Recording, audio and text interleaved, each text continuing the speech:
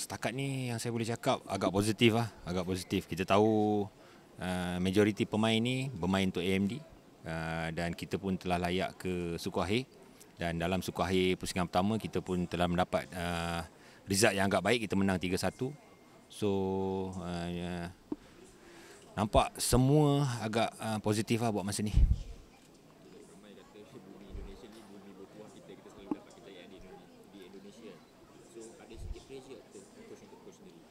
Saya rasa kerjaya sebagai jurulatih ni memang datang dengan pressure.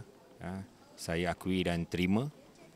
Memang dengan kejayaan yang sekarang ni nampaknya sedang mendatang untuk pasukan-pasukan bola sepak Malaysia, memang terasa ada sikit pressure, tapi saya rasa insya-Allah kita boleh lakukan.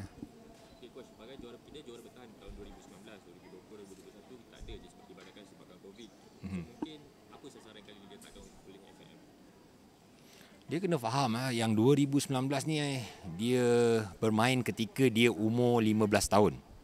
Dan biasanya pada 15 tahun ni dia masih antara pemain yang belum matang. Sedikit saja pemain yang matang. Tapi apabila sampai umur 16 ni, kita boleh katakan ni satu pertandingan macam mana nak cakap, adult football lah. Kita kira boleh katakan hampir dah bola sepak dewasa. So dia sebenarnya ada perbezaan dekat situ. So kita tak boleh samakan. Tapi saya faham konsep yang dibawa tu. Tadi soalan dia apa? Sasaran yang diletakkan oleh FAM tak ada. Seperti press conference yang pertama, pengurus meletakkan sasaran ke separuh akhir. Tapi sekarang dengan wipe yang ada, dia tak ada kata you mesti macam ni, tak ada kan.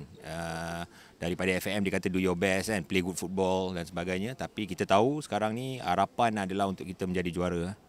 Kita tahu kita bersama Group C bersama Australia, Myanmar dan Kemboja. So ada tak specific plan ke daripada coach sendiri, taktikal, sebab kita tahu mungkin Australia mungkin fizikal lebih besar sikit dari kita. Saya rasa untuk tim ni kita dah pun bermain di Piala Belia yang mana ada gap 3 tahun. Kita ada beberapa friendly yang agak baik. Kita ada persiapan, pemain-pemain yang dari luar AMD juga sangat baik, iaitu datang daripada JDT. Dia completekan tim. So saya rasa of course kita nak cuba dapatkan, kita ada sedikit info tentang bagaimana pihak lawan akan bermain. Tapi saya rasa tidak banyak sangat akan berubah.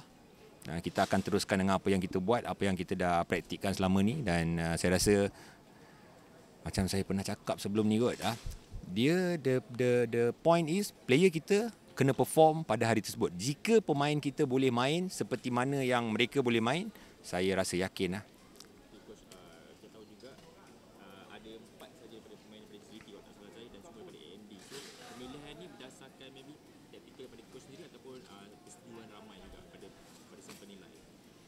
Saya rasa yang untuk kali ni kita dah buat agak tara lah kita punya ni, daripada yang di luar akademi profesional seperti JDT, iaitu sekolah-sekolah pun kita dah buat selection, kita dah buat tapisan awal. Saya rasa ada seorang daripada sekolah luar ni yang ikut proses pemilihan yang terakhir.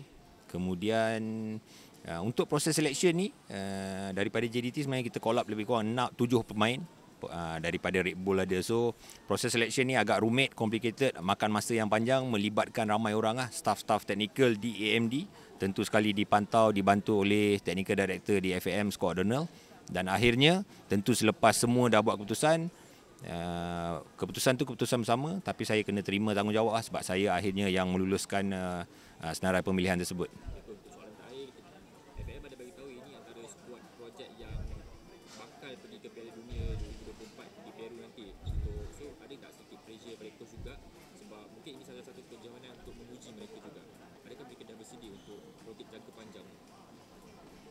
Saya rasa kalau daripada ability memang. Tapi bola sepak bukan semudah yang kita sangka kan. Pemain boleh ada ability yang tinggi tapi mungkin tak boleh perform. Tapi betul lah, saya rasa grup ni dia agak lambat sikit. Ni boleh katakan tim COVID lah, yang affected paling besar oleh COVID ni. Tapi dia sedang coming. Kita dapat lihat beberapa unjuran prestasi yang sangat baik daripada sebelum ni. So saya rasa kita growing dan FAM mempunyai pool yang bagus lah untuk target-target yang akan datang di masa depan. Okay, alright. Okay. Itulah coach.